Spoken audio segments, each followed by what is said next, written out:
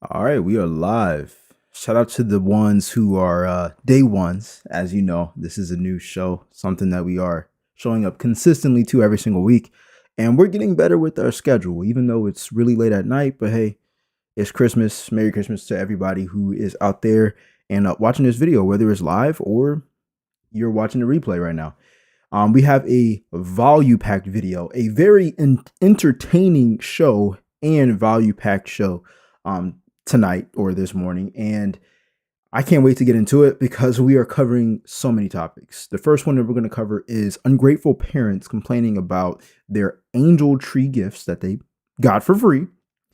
The second topic we're going to cover is a popular influencer named Mei Leung, who is actually apparently people are claiming that she is fake rich. We're going to deep dive into that. And we have another video, and that one is people who are regretting their purchase of an EV. And I find it very interesting as well because I've noticed a lot of new cars on the road, especially in December. Obviously, dealerships want to get rid of their cars. Obviously, they're going to give deals. Maybe, maybe not. But a lot of people are regretful of their electric vehicles. And so we're going to be reacting to all three of those topics. Make sure you subscribe if you like this type of content. And I really want to say something up here first as well before we even get into it. I'm really thinking about like creating like a separate email that you guys can like email me topics or videos that you would like me to react to, that we can have on the show. I can shout you all out, and I think that's a really good idea. But we are waiting for the show to grow. Okay, that was a bar right there. But anyways, let's get into the first topic. I'm going to go ahead and pull that up, and we got the comment section popping as well. So of course, you guys can always say what's up in the chat, and I will do my best to acknowledge everyone's chat message. Okay. So let me go ahead and pull up the first topic.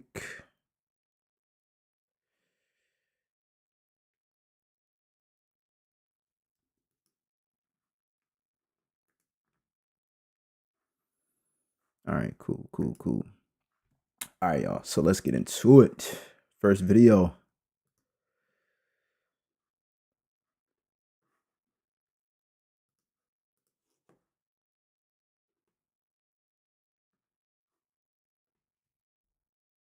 All right, everyone. So this is going to be an angel tree / giving tree receiver haul. And I will be blind reacting because I just picked it up. So I put on his ticket that my son is 18 months. He wears a shoe size 5. Clothing sizes anywhere from 18 to 24 months. Favorite color, any color, because he loves all colors. And then for toys, I just put down his favorite characters. So Mickey Mouse, Spider-Man, and Miss Rachel. All right, let's see what we got. I'm excited. Okay, starting off. Oh, we got a Spider-Man mobile. Let's see. And then we got, what is this, a coloring book? I think so. So then, okay, so he's a little too small for this right now, but that's okay because he will eventually grow into it. And then, oh, one more. We have a Mickey Mouse mobile with Mickey Mouse himself. All right, and that concludes the Giving Tree haul. This is what we received. I'm very grateful. This is our first year having to reach out for assistance for the holidays. So the fact that we got anything, I'm grateful. Like, That's so awesome to hear. I honestly thought that she was going to complain about the stuff that she received for her child, even though there was a gift that her child isn't mature enough to use yet. But there are so many people in this situation to where they're not able to give gifts to their children. And there can be a ton of issues or a ton of reasons why people are in these type of positions. It's just really, I'm grateful to hear somebody who is grateful, because it kind of always makes you reflect back on your own life and be like, man, I shouldn't take certain things for granted. You get what I'm saying? I'm so glad that, I am in a better position than I used to be in, but also not looking at her life and be like, well, I'm glad I'm not her, but being grateful for you not having to deal with some problems that other people deal with, because you just never know. So shout out to the creator who is actually very grateful for what their child got. And that's so peaceful hearing someone be okay with something they couldn't control. But you're going to find out really soon with these other videos that a lot of people actually aren't grateful with what they've gotten. And that's where it gets really ugly. I didn't want to come on here and talk about this because I don't want people calling me ungrateful. But last Friday, I got my kid's angel tree. And I'm really disappointed. And I'm not ungrateful. But I feel like if you're broke, you shouldn't be trying to do angel tree for anybody. Tell me why my daughter, she's 9. All we asked for her was for makeup. That's what she wanted. And they got her makeup, but tell me why they got her like Walmart makeup, like Maybelline. See, I can already see where this is going. When someone already deflects what they already perceive themselves as, that means they're guilty. When someone says, well, I'm not trying to be ungrateful. Well, just because you try doesn't mean you aren't. You see, you can't cry broke and then call somebody else broke because they didn't give you what you should have gotten your child that you created, by the way, in the first place. Granted, some people are in unfortunate situations where the home is split up, there is no man in the house, or some financial crisis happened. But to get on social media and call yourself grateful, but not grateful because they got you a Walmart grade makeup kit thing, you couldn't get that in the first place. Isn't that the reason why you were on the angel tree? Maybe she's going to explain her reason why she's up there in the first place, but that's kind of like biting the hand that feeds you. You're the one who asked. If you didn't want to receive something you couldn't control, then don't ask. Control what you can.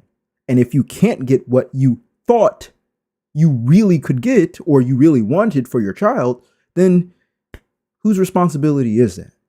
It's yours. Like cheap stuff. Like we wanted Dior, Sephora brands, stuff like that are high end. Like I do her makeup for school. She's still learning to do makeup, but I want her to practice on good makeup because I don't want her skin to break out. But I do her makeup for school. I don't like. I'm sorry, but ladies, let me know in the comment section down below. I mean, don't get me wrong. The wrong type of makeup could possibly have you break out, but isn't having makeup on for too long break out your skin as well? Like because your pores aren't able to breathe? Like it's not just because it's a higher grade quality of makeup, right? Like when you put on makeup in general, put something on your face that's covered for a significant amount of time, then that clogs your pores or it could stop them from being able to receive air. You get what I'm saying? Like your body has to breathe. Let me know if I'm wrong in the comment section, but this is the thing. Again, she's complaining about the quality when she couldn't even afford it herself.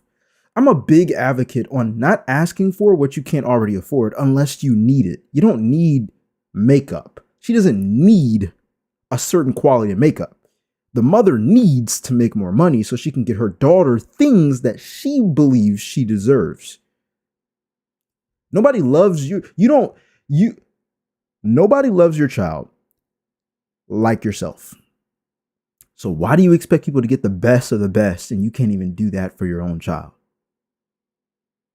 I don't believe that's what an angel tree is for. I just don't. Overdo it because she's young. Like I do blush, eyeshadow because like she doesn't really know how to do eyeshadow, but I do it on her eyeliner.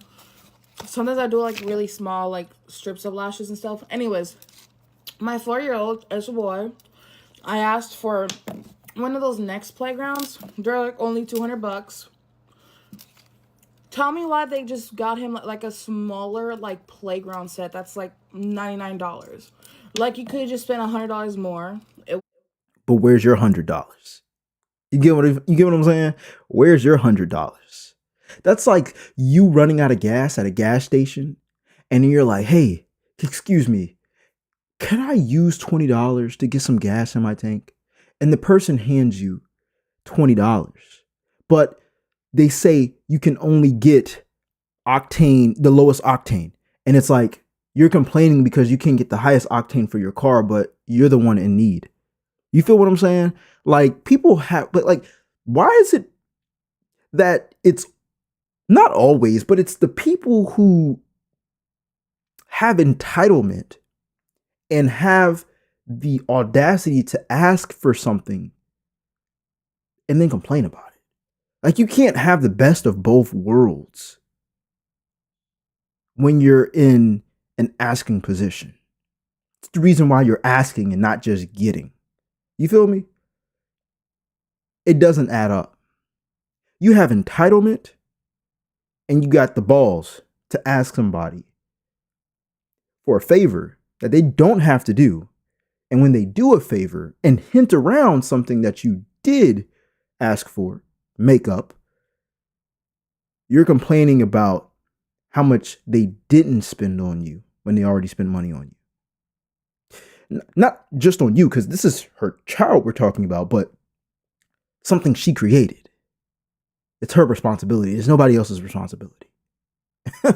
Like, if you feel different in the comment section, let me know your point of view. But I believe this is a very strict playing ground we're playing on. You can't have your cake and eat it too in this field when you're on the angel tree, man, and you're asking for people to spend more money and they didn't have to do it for you in the first place. It wasn't that big of a deal. It was not serious. So now he has like a smaller playground, which is fine. But he didn't have a playground at first anyway. We could all anyway. play as a family. But now he's the only one that fits in that. But anyways, my eldest, my 13-year-old, we asked for a Nintendo Switch. The one that just came out. Tell me why they got him the old generation one, not the new one. I think that thing is like $600. I'm not even getting it.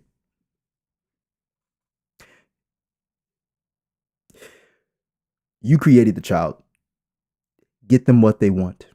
If you feel so obligated to get them what they want, why do you think you can project what other people are donating to your child? Why do you think they're obligated to get what your child wants and you can't even do it yourself?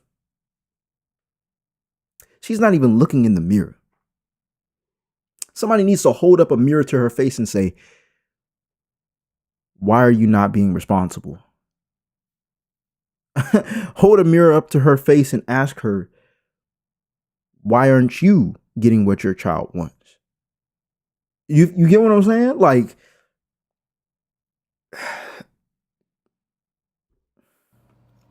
it was probably like $200 more, maybe a little less. I don't know. But I feel like if you're not like an influencer that's like rich, I feel like you shouldn't be doing angel trees, because I think at this point she's trolling. Big time. I think she's trolling. Because she keeps pushing it and pushing it. First, it started off with makeup and how it's not the highest quality grade of makeup. And then it went off to a child playhouse, and they could have spent $200 more for it. And then it went off to having the old Nintendo Switch instead of the new one. And then it, just to put the cherry on top, if you're not a rich influencer, you shouldn't be giving gifts away in the angel tree. Well, how about you become a rich influencer? She probably is. She's probably getting paid off of this. She probably got a whole bunch of views off of this. And she probably got her kids what they wanted.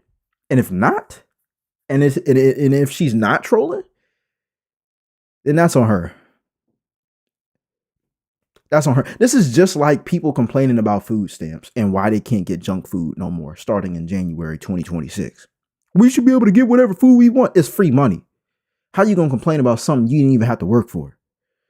And a lot of people are in that position because of the decisions they made, not because the life happened to them. You don't just get pregnant on accident. You get what I'm saying? Like, bro, people are so ungrateful, man. Stop taking angel tree kids when you know that you can't afford to actually fulfill those angel trees just so you can pat yourself on the back and say that you did something out of the kindness of your hearts. Because no, you didn't. I saw this post today, and she's basically saying, she's grateful for anything, but what she got was low-key disappointing. And this is not the only video I've seen like this. And just to show you, this is what she got for her angel tree. That's it. When I looked at the comments, I honestly was like flabbergasted by the comments. A lot of the comments were stuck on the fact that the kids had wrote in a drone, a tablet, and one put LOL dolls. and were insinuating that she was ungrateful because she didn't receive the tablet or the drones and that they were too expensive and they need to stop allowing electronics to be put on these angel trees. Can y'all please be so for real? We're in 2024. What is not an electronic in this day and age for the kids? And not only that, I know everyone has seen the tablets going around. It's like $30, $40. Tablets are not as expensive as they used to be. I looked up drones myself. There's a drone at Target right now for $15. Y'all, the comments in there acted like they were asking for $1,500 electronics. It really blew the fuck out of me. And a lot of comments, well, teach your kids Christmas is not about gifts. You should get a job. You should do this. You should do that. Not y'all shaming someone for trying to utilize the resources that are given to them in this time of year. Ooh. I was agreeing with her to a certain point. I'm like, you know what I'm saying? Yeah, we're in a technology age and all that. And yeah, you can probably get a tablet for cheap. But, nah. See, this is where she's missing me with this. This is not about gifts. You should get a job. Christmas is not about gifts. Christmas is about Jesus, the gift God gave to the world. And people are distracted by that. They're heavily distracted by what they can get more than what they've already received. And yes, those people should get jobs. And yes, there are people who are on the angel tree whose parents did lose jobs. But we're talking about the people who are playing victim. You see, it's not needed for your child to get Christmas presents. I remember my mom telling me stories of when she grew up, she would barely get Christmas presents. And it's not because they didn't celebrate Christmas, but it's because her mom, my grandma, had 10 children. And there was one income in the house, my grandfather.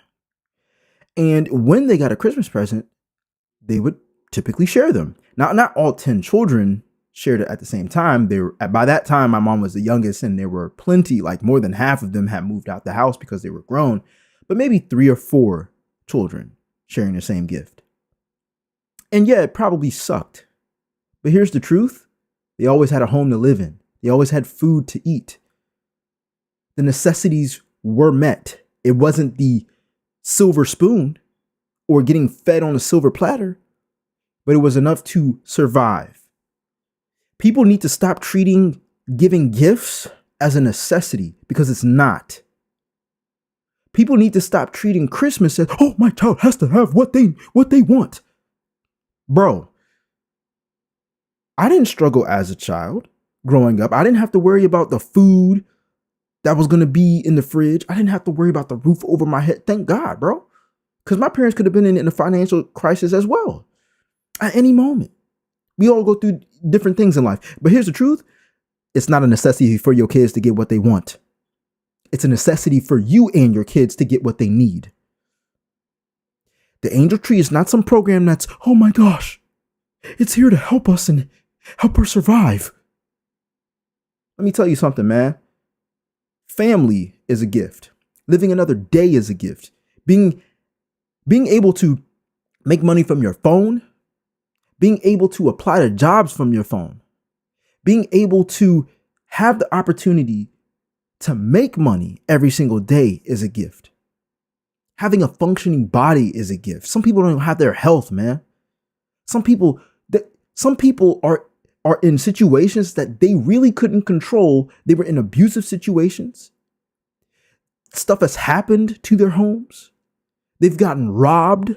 Like, for people to be able to complain about, well, if you don't give them what they want, you shouldn't participate in it. You can't give them what they want. That's why you can't participate in it. And I'm not here to argue about it. People love being victims, man. They just love being victims. You should do this. You should do that. Not y'all shaming someone for trying to utilize the resources that are given to them in this time of year. Shame them. Y'all are Then. disgusting. And there's another video not. that's going viral right now where her angel tree tickets was all Dollar Tree items and clothes that she didn't ask for and that don't fit her kids. And then someone really made a video talking about how she's disgusted because she's ungrateful and someone did that out of the kindness of their heart and took their time. And if you want to get your kids this and that, then you should have got it yourself. Are y'all okay? Seems like everyone wants to do angel trees just so they can pat themselves on the back and get that self-gratification that they did something. And no, I didn't do any angel trees this year because I knew I couldn't afford it. So I let everyone else take control and handle it, as some of y'all should have done. So if she couldn't afford it, why is she talking about the people who did afford it, but may not have matched exactly what the child needed? Granted, if you see that you have a boy on your list and you get girl clothes, that's OD, right? That's just way out of pocket, right? You shouldn't be doing that. But we're talking about somebody who didn't even do angel tree themselves. And then they talking about people who did angel tree and how she's upset with how they didn't match the gift. Shorty, you didn't even get the gifts for anybody yourself because you said you couldn't afford it. So what if people also said we can't afford it and nobody just got an angel tree? You still be complaining. So what if there are people who still couldn't afford it and they got what they could afford or things that they could donate? How you gonna complain, bro? You're not even part of the cause. You're in the same boat as me. I didn't do no angel tree. Honest to God, I ain't know what no angel tree was until I started getting these videos and reacting to it for you all. I've heard of it before, but it's been in one ear and not the other. I didn't do no angel tree. Now, if people that I see on a day-to-day basis, or, somebody who is asking for money, I'll be like, oh, I got a couple bucks, I bless people in certain ways, but I'm not going to complain about people who gave gifts and they didn't have to, and I ain't getting no gift myself. How am I going to get mad at somebody handing a homeless person $20 and I didn't give no $20? I didn't give no money to no homeless person. Oh, he shouldn't give the homeless person $20. And I ain't give nothing. Bro, you tripping. You tripping. And I don't care if people are commenting about it, about telling the people to get a job and stuff. Look, when you put your stuff out there, people going to talk that crap. They're going to talk shit. You know what I'm saying? I'm pretty sure homeless people get talk shit about. How many of us, look, bro, I believe we've all done it before. Damn, bro, why don't you just get a job? You know what I'm saying? Sometimes you have that mindset. It doesn't make it right, but that can be your own self-motivate. Like I talk to myself like that. Damn, bro, why don't you just go to the gym? You know what I'm saying? Damn, bro, why would you eat McDonald's? You know what I'm saying? It's how you talk about yourself. You see, she's telling on herself right now. Oh, people give away things because they want self-gratification. No, you want self-gratification. Sometimes you just want to give because God has blessed you with resources and you remember back when you didn't have it. And so you want to help that person. That ain't got to be about self-gratification. It doesn't have to be about self-gratification. And you can't tell other people why they're doing it. She's just self-reflecting on herself. People tell on themselves all the time. They see in the world what they have in themselves. That's the truth. Instead of complaining about people being ungrateful for the half-assed, piss-poor job that you did. I don't know. I just think that y'all are disgusting for shaming people. If you can't afford to fully fulfill one of those angel tree tickets, why are you taking it? That's what I'm not understanding. No one is requiring you to do these angel tree tickets. Leave it to somebody else who can afford it. I would be heartbroken if I received some of the things that people are donating just to say that they did it. I'm blessed and I'm so glad that I don't have to experience that, but my heart breaks for those who really are trying their damnedest to do everything they can and they just get the bare minimum because that's what y'all think they deserve. It's disgusting. It's honestly disgusting. And y'all need to seek Jesus immediately. What do y'all want the angel tree recipients to look like? Every time I see a recipient doing an unboxing of their angel tree haul or their Toys for Tot haul, Salvation Army, whatever, y'all in the comments talk about, well, you knew Christmas was coming.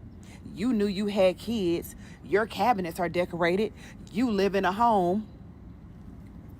Who is supposed to get the toys? Who? Okay, no, for real. Who do y'all think get the toys? Who? Like, tell me so we can all have a conversation.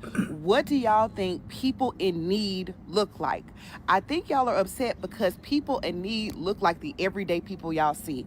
It's the people in the That's grocery facts. store. It's the people that have jobs. It's regular people. That's facts. They're in need. They can afford to pay some of their bills, maybe not all of it, but they could not afford Christmas. Why are y'all mad? It's getting out of control. What does being poor look like? Tell me. Because I She's sitting on a dot right now, right? But here's the thing.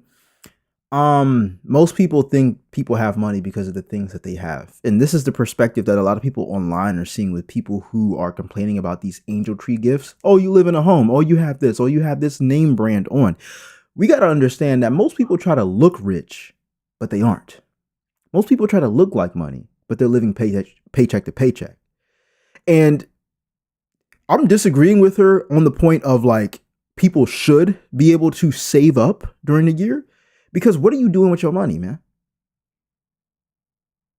Yes, things happen, financial crisis happen, but what are you doing with your money? You see, most people budget after they've already spent the money.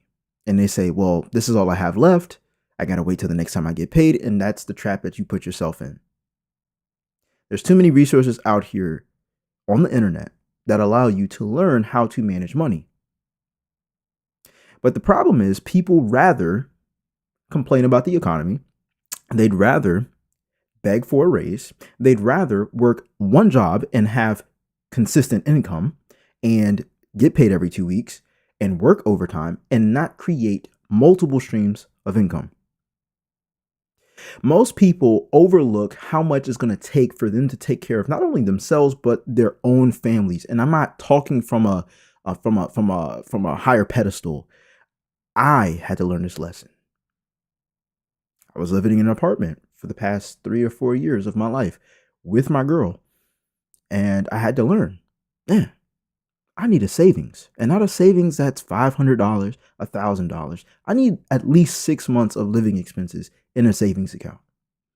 Because whether I'm working a 9 to 5, or whether I'm having a business that's bringing in income online, or having passive income come in, I need something to fall back on.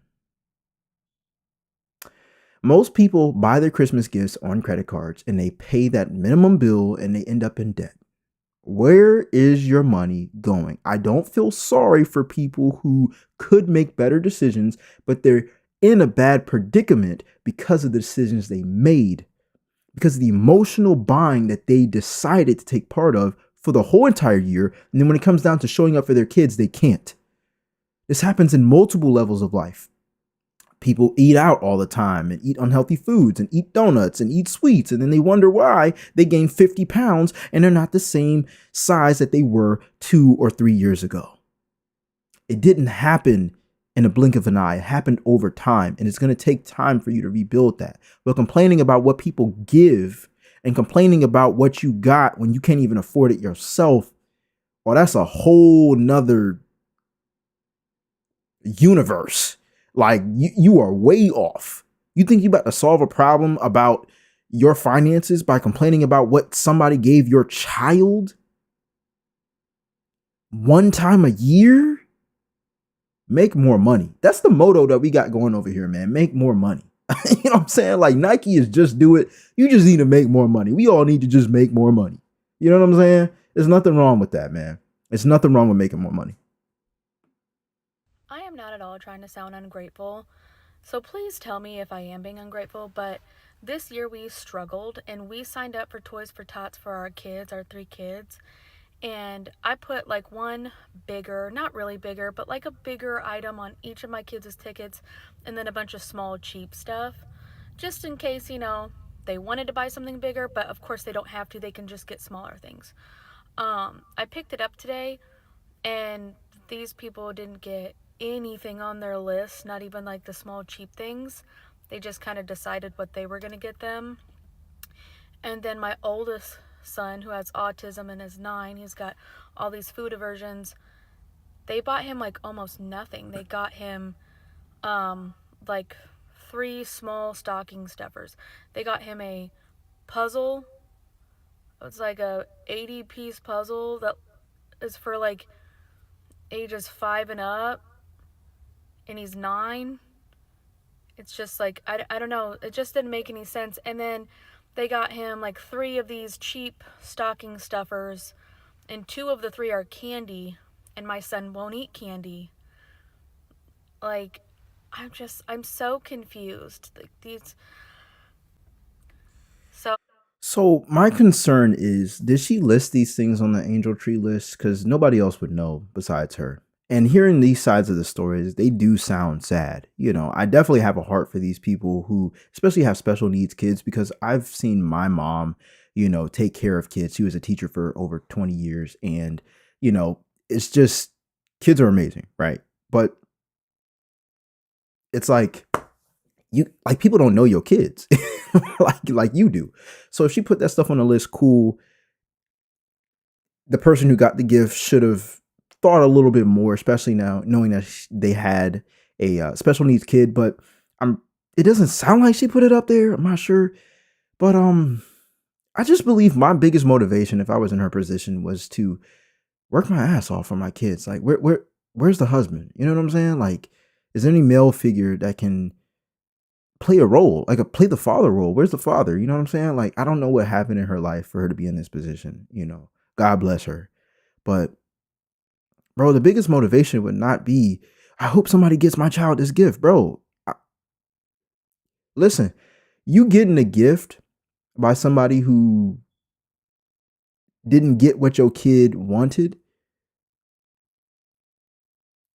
the kid still didn't get the gift they wanted. So you might as well not even be on the angel tree.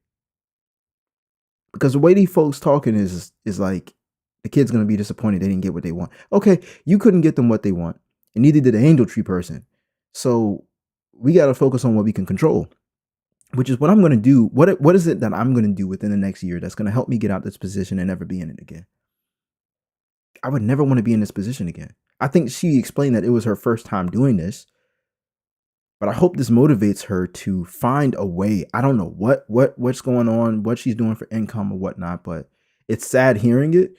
But that would just be my biggest motivation. What are your thoughts on this in the comment section down below? Because it's sad, but we all have our own sad stories, man. You know what I'm saying? We all have something that we can complain about and try to make people feel sad about. But at the end of the day, God gave us the power to work through our problems, our trials and tribulations. That's what I believe.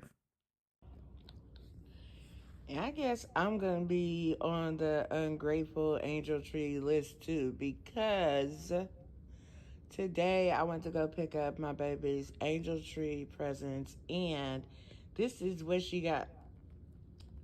This is the angel tree.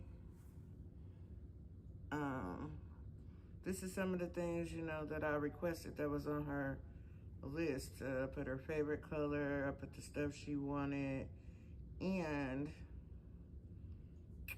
this is what she got.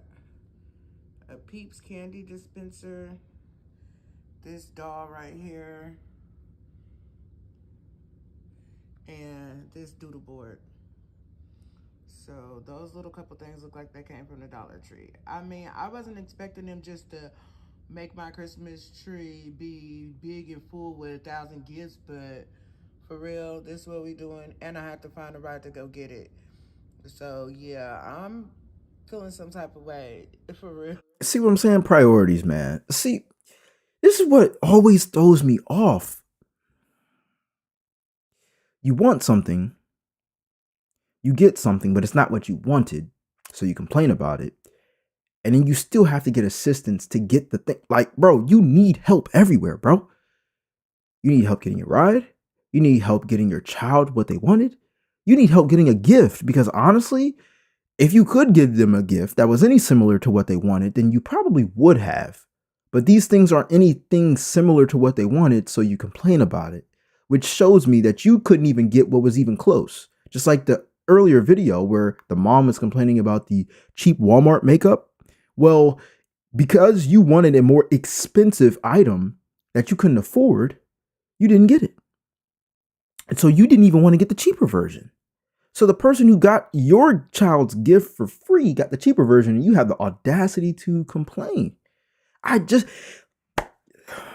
can't be fake on these videos, man. Like, these are my natural thoughts. I'm like, how can you be a beggar and still complain? A couple months ago, a gentleman was outside of my workplace as I clocked off. And I seen him for weeks cutting grass for other businesses. So I know he was hustling. And I definitely cut grass in the neighborhoods that my parents lived in. So I know how it is to like hustle and cut grass and weed eat and blow and make sure you have clients every single summer.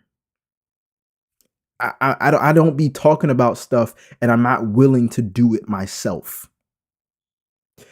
But one thing that happened, it was the first time of me meeting this guy. He was like, "Hey man, I'm having some hard times right now. Do you have any money? You got any money?" And I'm like, "Dang, bro, I ain't had no cash on me." And he was like, "You got Cash App?" I said, "Cash App?" I was like, "I got you on Cash App." Because this is like, in my own thoughts, I'm like, this is my fun money. Like, this is exactly where I just blow money.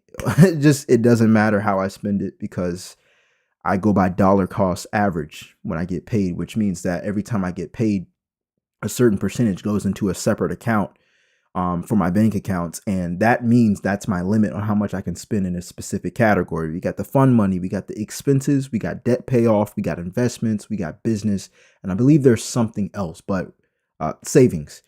Yeah. So anyways, that was my fun money. And I'm like, sure, I got you. And I'm like, I'm going to send him like $5 or $10, right? I said, I got you. I'm going to send you $10. And he was like, can you make it 20? And I was like, I just looked him in his face. I was like, bro, I'm sending you $10. Like, don't get me wrong. I could have done it, but I'm not saying he was unhappy. He wasn't unhappy. He respected. He was like, thank you so much. You know what I'm saying? But bro, you can't beg and make demands at the same time. You're not the one who holds the power. And that's not in no disrespectful way. Because I've had to ask people for money. I've had to ask my own family for money to help me pay rent, man. But I'm not going to be like, hey, can you pay rent? Can you help me so I can pay rent? I'll pay you back. And then they pay me and I'm like, oh, can I get some more? Can I get some more? Like, bro, no, get the hell up out of that situation. She can't even get a ride to pick up the gifts that she was complaining about.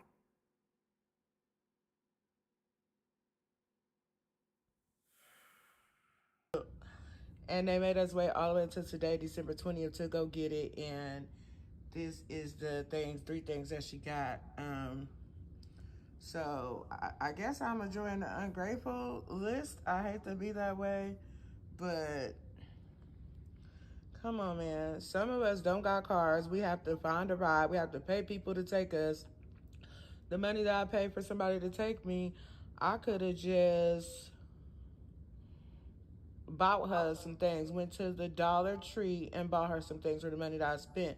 But these are the things that I put on her list. I'm thinking she finna get some clothes, maybe an art easel, the doll, the big doll, the big Barbie doll with the little stroller, baby doll with the stroller, some shoes, put her clothes size down, stuff like that. And this is the three things that I got. So, as well. Again, it's a hard conversation to have. But the truth is, the only reason you're on that angel tree if your child really needs it, and I believe that's the purpose of the angel tree is for people who really need it, is that you need it and you can't get it. Clothes is different. But you can also, like, bro, the thrift store got used clothes. People will donate clothes all year. It ain't about just the Christmas thing. What's happening the rest of the 11 months where you can't get your child what they need? We're not talking about toys right now, bro. If your child is in need of Christmas gifts and you can't afford it, what did you do with your money? What, like, and again, everybody's not in a situation that they could have controlled. I get it. But,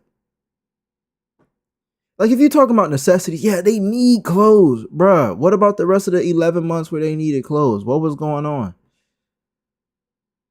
Forget the toys for a second. You talking about things, essentials that they need, bro. That's not a Christmas gift. That's a necessity. What is going on?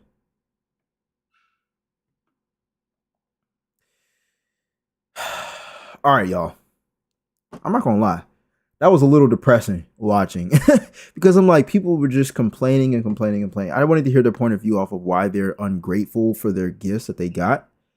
But we're gonna go ahead and move forward to actually something that I have a very strong opinion on, which is EVs. Or actually, no, EVs is the last topic. Actually, we're gonna be talking about a creator who is named Leung. All right, Leung. Apparently, she's been living fake rich. Let's talk about it. Let's react to it. I didn't know who she was before hearing about this. So this is going to be fairly new to me. And yeah, I'm excited for it. Let's go. Make sure you subscribe if you like these type of videos, by the way. It was all a lie. Y'all, they saying this creator is faking about being rich. Say it ain't so, because I love her content. This is Leung, and y'all probably know her best from Crazy Rich Asian TikTok. She's the one that's always sitting on the floor of her closet, surrounded by her designer bags, doing story times, who allegedly lives in a penthouse and is always exposing the lives of rich people. She always likes to talk about how much money they spent at the club, which is often tens of thousands of dollars. She be flexing the luxury vehicles and going on the really nice trips. However, people are saying that she has actually been cosplaying somebody else's life, specifically her friend Irene's. Apparently, Leung has been taking the photos from Irene's Instagram and passing them off as her own. Notice how she didn't show her face here? Another example, this is Irene in Hawaii. And then we have May's photo. Notice how she's once again not looking at the camera. This is actually insane. And then they're saying there is no penthouse, that Irene and May actually live together as roommates and split the bills. Allegedly, this is not May's closet, this is Irene's closet, and all of these bags belong to her. And then they're saying she drives an old beat up Toyota, which there's nothing wrong with that, but that does not match the aesthetic that was so. Can we agree that people be watching people's pockets way too much? This is like a whole FBI investigation. I could care less about how fake she's living her life. Because the truth is, most people who don't have the money in today's day and age, they do the same thing. They get flashy things that make them look rich and they can't afford it and they live paycheck to paycheck. It's nothing new. She's just doing it on a higher level scale. She's doing it with a bigger audience. Most people try to impress their neighbors or their friends or people who they don't even know. And she's doing it on social media. She doesn't even know, but she's doing it on social media, bro. This is nothing new. Actually, I just think that this is an obsession from viewers who actually she probably doesn't even teach how to get into her position. She probably just flaunts off all her stuff. And a lot of people just follow her just because it's, oh my gosh, she's able to do this, that, and the third. And it's like, it's going to bring a whole bunch of comparison as to why you're not in that position. I don't know why people watch people like this. I believe it's an obsession. Because why wouldn't you want to be in that position? You can be obsessed with being in a position where you're in abundance with money and also rich and wealthy, or one of the other. Rich and wealthy are two different things. But I don't know why people watch it. Like, people I watch, I want to be like. You get what I'm saying? Unless it's just a chill night and I'm just watching a movie, I want to be entertained. It's like, bro, I'm watching them so I can learn how they think. If somebody's just flaunting something on social media, I really don't care, because what can I learn from them?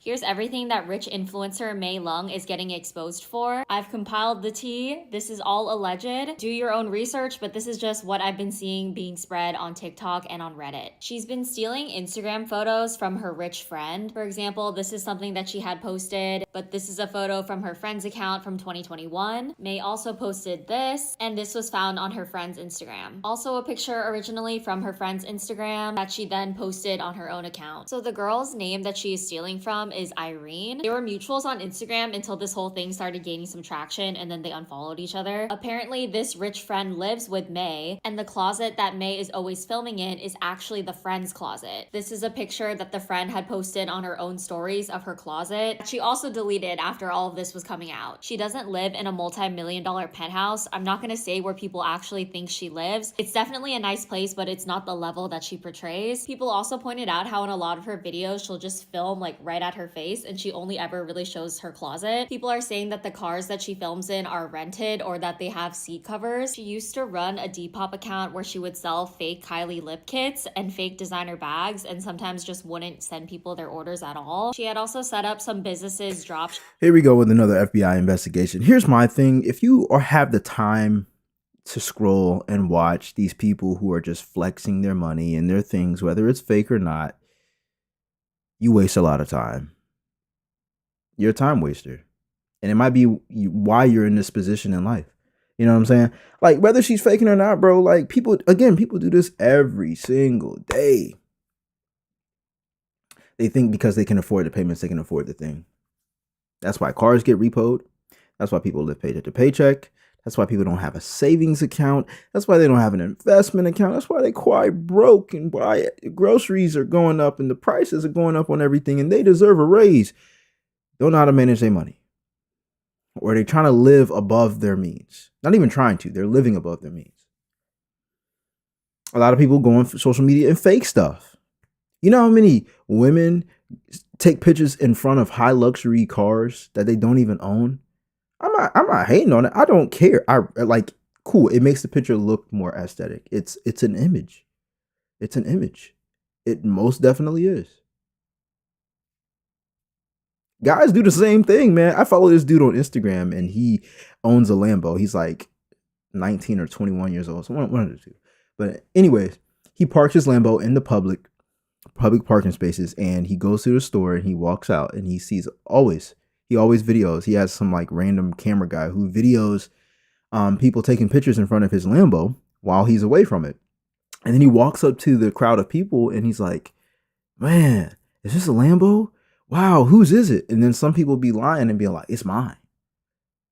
And then he asks them and he's like, you mind if I take a picture with you? Oh my gosh. He's like, yeah, bro. People will lie that quick, bro. And then while he's about to take a picture with the Lambo in the background, he starts it up in his pocket. He starts with the key in the pocket and the Lambo starts up and they're like, what the heck? He's like, yeah, bro, this is my car.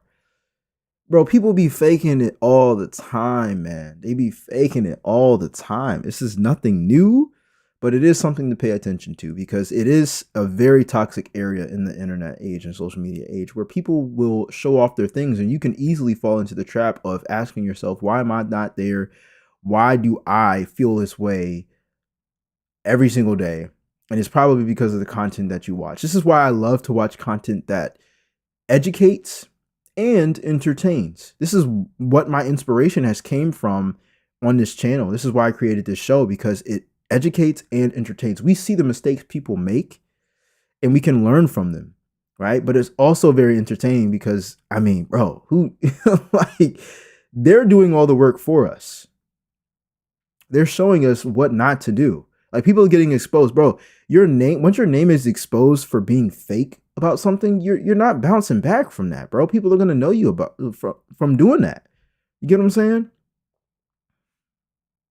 So I'm sure a lot of you have seen this creator Leung be exposed recently for faking her rich lifestyle. But I was one of the first people to clock that she was faking it, and I'm going to show you guys exactly how and break it down. Starting off with this Gucci sweater. So I made a little layout. On the top is Leung's sweater, and on the bottom is a photo from the website. If you look closely on the top, you can see May's sweater has the GGs going all the way down and the bedazzle kind of fading. And on the photo from the website, you don't even see the GGs at the bottom. The bedazzles kind of take over the whole thing. Now, this one was really interesting to me. This is a recent video she posted wearing these Chanel jeans. The only issue is that my friend on the bottom owns the real version of these jeans. And as you can see already, they look really different. May's photo is on top, my friend's on the bottom. The CCs on the real one are super washed, kind of disappearing in some places, and I think you could see it really well here. The CCs on the real ones are kind of all over, super small, kind of fading in some places. May's jeans have the CCs super, super big. Then we see May wearing this Christian Dior sweater. This one's kind of hard to see, but stay with me, I promise. On the top, we have a screenshot of May wearing her sweater, and on the bottom is a photo from the website. If you look closely around the zipper area, there's a big gray hem on both of the sides. So apparently she's buying counterfeit things. I'm not gonna lie, I did the same thing in high school. I bought a pair of foam posits. They were like $250 brand new, and they were called the Weathermans, and I bought them from a China website, and it was like $50 because my parents weren't gonna buy it for me. But my dad was cool with just spending $50 and getting a pair of lookalikes. Was it wrong? Not in my eyes. Not at all. They're a pair of shoes. Did I get called out for wearing fake shoes? Yeah. I actually got really, really embarrassed because I got laughed at once they saw it in the cafeteria light, and I walked in the cafeteria with them. But it's kind of crazy what people would do for status or to look a certain way. I actually like the look of the shoes, but they cost a lot. So I got fake pair. Can't say I did that ever again, but the stuff that I get now, I've never gotten it just to try to impress people. Not at all. I don't understand why people choose to get stuff that makes them feel like they're looking better in somebody else's eyes just because it's a name brand. Because that's exactly what she's doing. She's getting lookalikes, and she's getting stuff that costs a lot of money for you to look like you easy to rob. Because that's what I'd be thinking. I'd be like, bro, I ain't about to be wearing the best of the best because, man, people are haters. They are. Just the other week, I went to Sam's Club and I bought about 6 of these t-shirts. I've been working out in them. I've been doing videos in these shirts. It's very easy for me to pick out my next day's outfit. I just change my pants, change my boxers, change my shoes, change my socks, and I pick a black shirt. Y'all are going to see a lot of black shirts in these videos because, well, I like routine. I like simplicity. I don't care about showing off anymore. I've been there, done that. If I'm going to show off, it's going to be something that I worked hard for. That's more natural, like working out. But that's also for me too, because it brings me confidence. You get what I'm saying? It makes me feel good about myself. People have the wrong value into things that really don't matter. Really don't matter. And these brands are getting away with charging an arm and a leg because they know you're not buying it because of the comfort, or you're not buying it because of you actually really liking it. You're buying it because, or most people buy it because of the status symbol. They're buying because of the status symbol. I went out 3 nights for my birthday. Oh, here, look at my credit card statement. 60K, 52K, almost 53K. This is crazy. I still have $40,000 to pay off. $15,000 I have to pay off here. That's true too.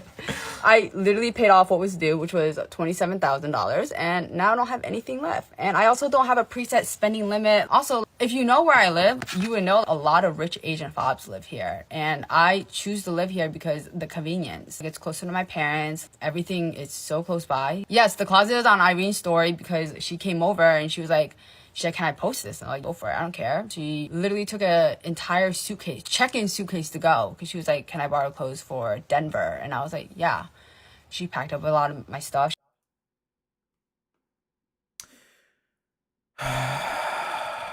Bro, how much credit card debt is she in? What the hell? Like, hopefully we can see this, but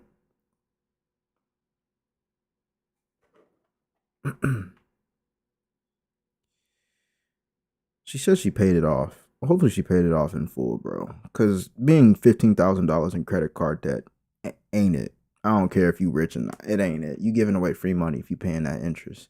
I don't know if she is or not because the thing is backwards, but I literally paid off which was due. Maybe she paid it off in full.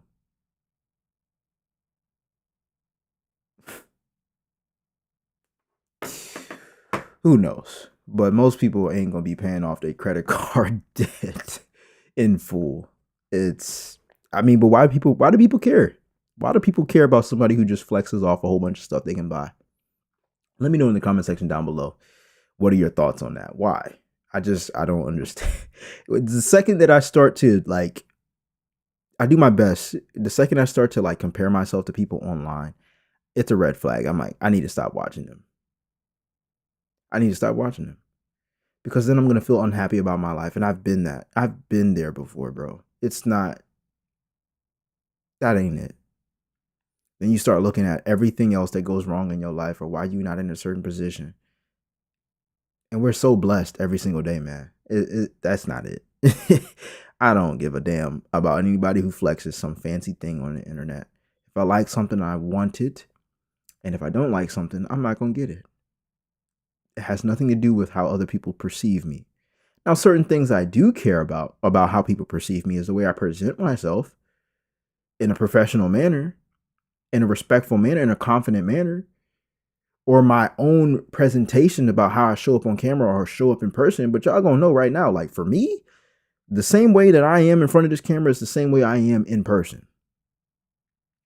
Why do people show off certain parts of their lives and only share the best part of their what they have access to and not show the bottom?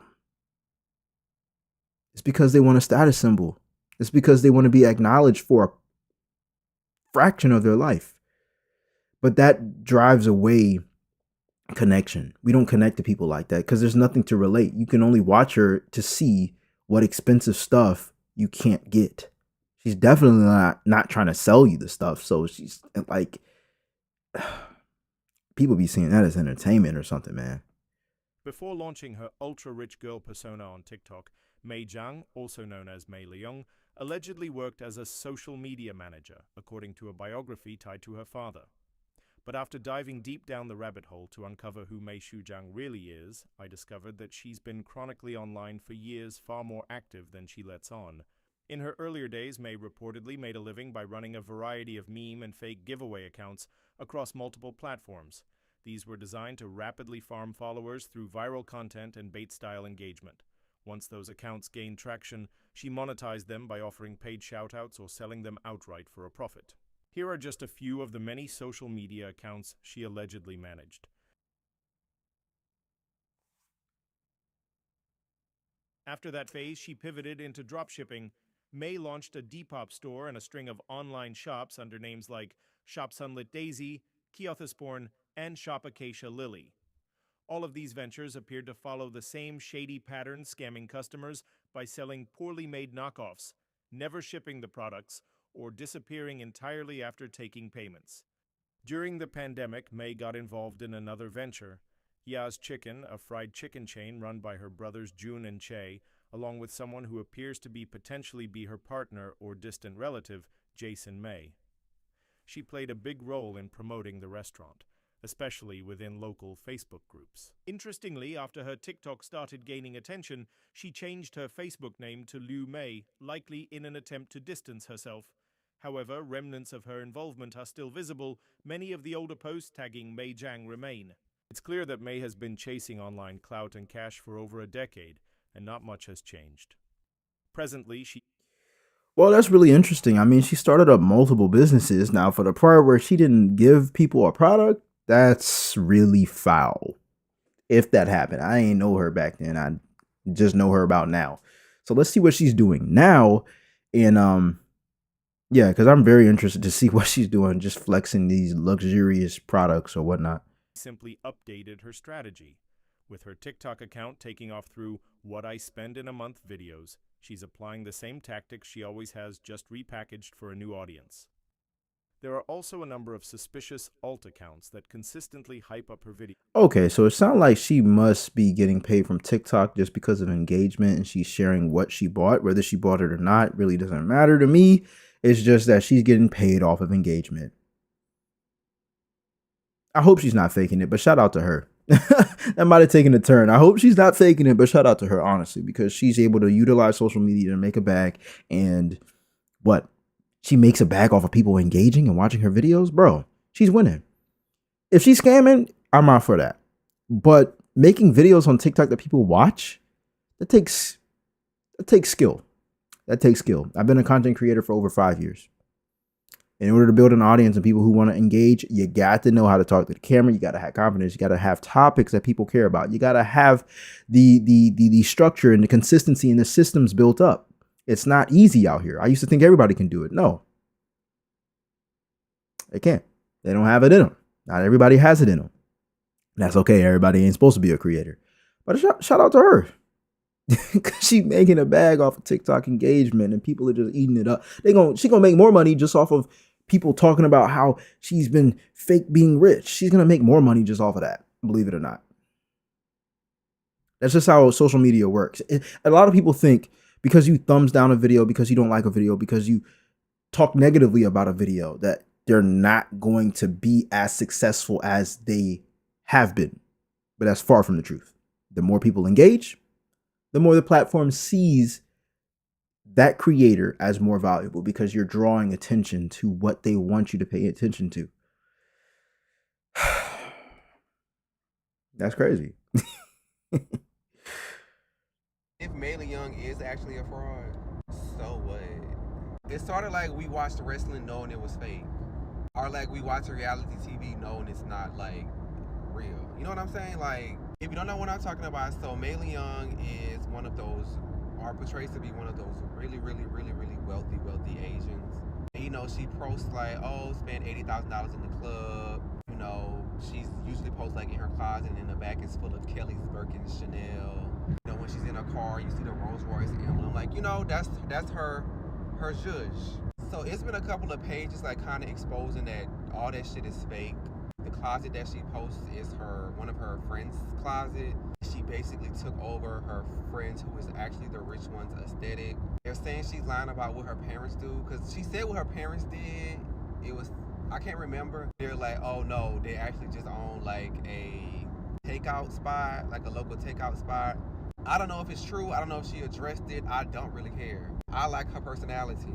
In which how much bank she's probably making from this app because she's one of those, she has what, 300,000 or 400,000 followers. Hell, she probably can parlay that into her actual lifestyle if that isn't already is. And y'all know you can be whoever the hell you want to be on the internet. So yeah, facts. I like his talking point. She making a bag off of social media, bro.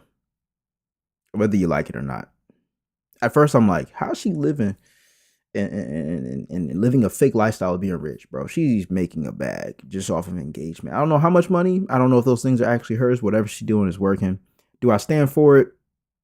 Not the fake part, if she is faking, but if she's just flaunting off the nice stuff she have, women love watching that type of stuff. You get what I'm saying? Like, why they watch the Kardashians. They just love drama. They like seeing the luxury lifestyle stuff. Hey, bro. Social media for you. You can like it or love it. It don't matter. People gonna be making that bag off of it. They gonna be making money off of it. People don't like me in my videos, in my perspective sometimes. I'm gonna still make my money from it. That's just at the end of the day, man. All right, so we're gonna cover one of the last topics for tonight's show, which is something, again, I'm excited about, which is EVs. A lot of people are regretting getting an EV. So I'm actually interested to see why. Because I do own an EV. I got a Tesla 2018 Model S Model 3 long range. I love my EV. They're so much better than an engine car, an ice car. Okay, but let's go ahead and deep dive into it and watch the first video.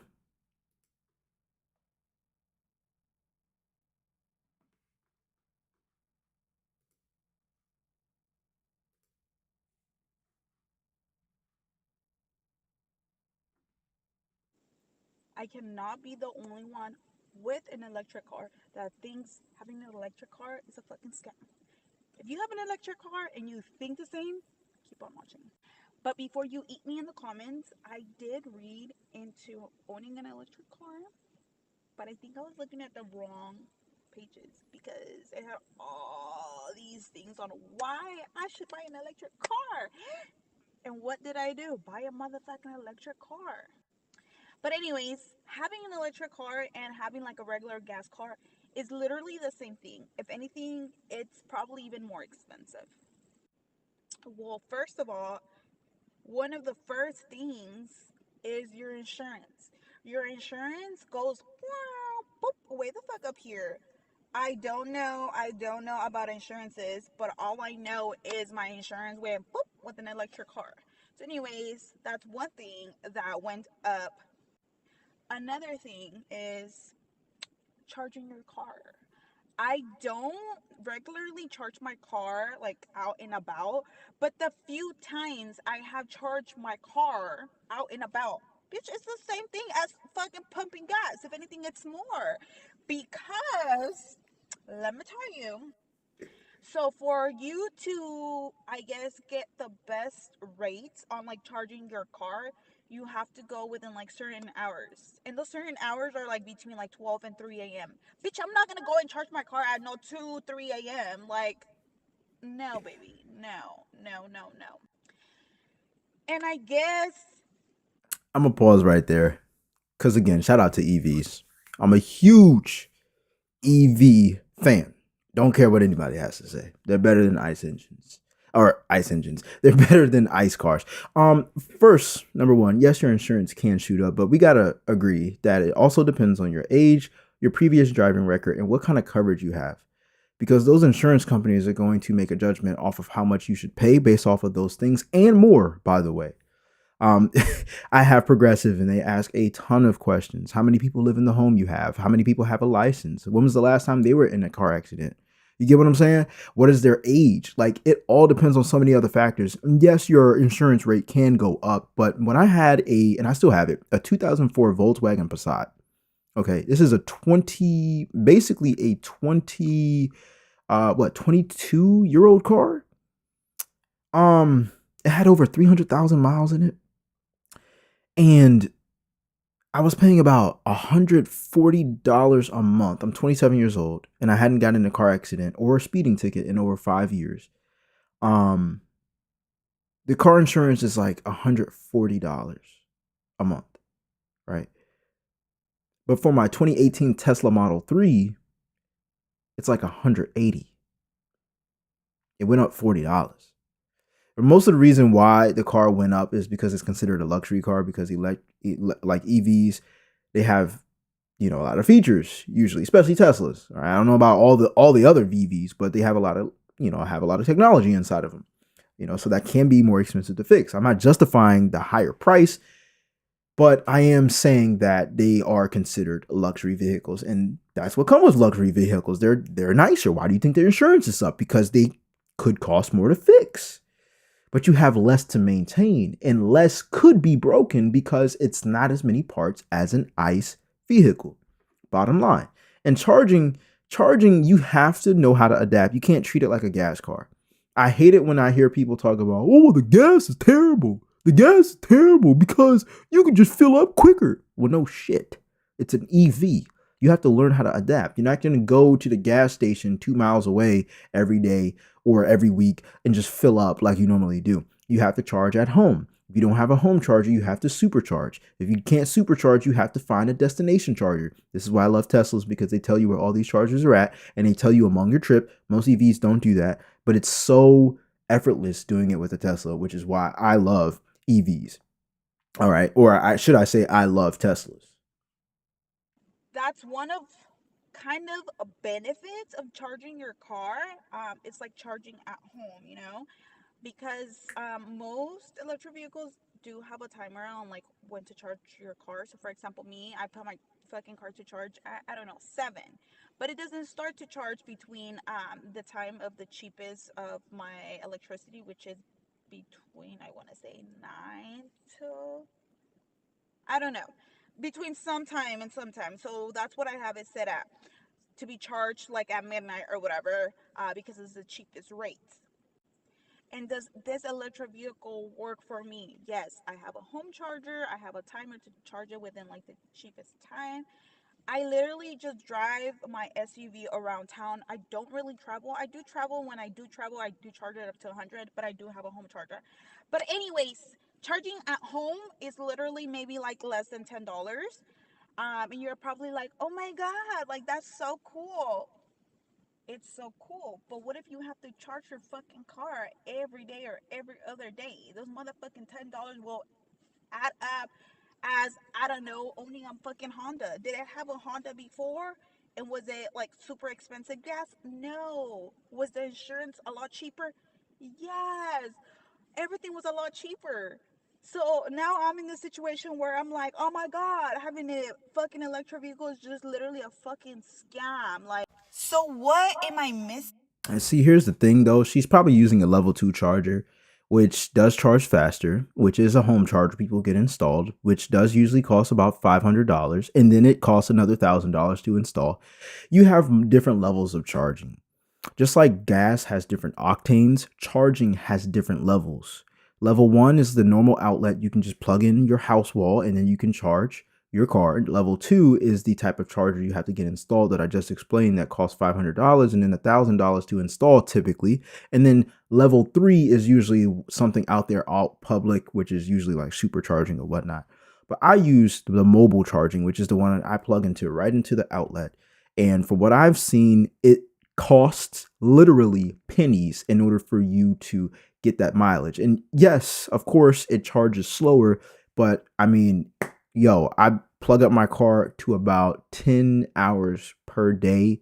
My drive to work takes only 20 miles to get there, or probably 15 miles roughly. And then you got free charging out in public if you want to charge for free. You just have to know how to use it. And that's a downfall that most people will talk about. They'll be like, oh, well, it's so much harder to have an EV. You might as well be tech savvy. If you're not tech savvy, don't get an EV yet. That's all I can say. Because most people that I thought would be excited about the EV that I've got, the Tesla, they've been like, I don't understand it. Oh, it's so confusing. I don't even want to test drive it. I'm like, dang, man, is it really like that? Like, I understand it's an EV. You know, you never tried it before, but is it something to be afraid of like that? Like, it's cool. You know what I'm saying? I had to learn at some point too, but it kind of reminds me of how people are so behind. Like, for example, AI. People don't know jack shit about AI. Oh, it helps me write my paper. It helped me write an email. Bro, that's like the bare minimum of what AI can do now. Do you not understand? I create my thumbnails with AI. I use AI to create my YouTube titles. I use AI to create my headline titles for these videos. I use AI to create the JA logo that you see at the top right hand corner of your screen.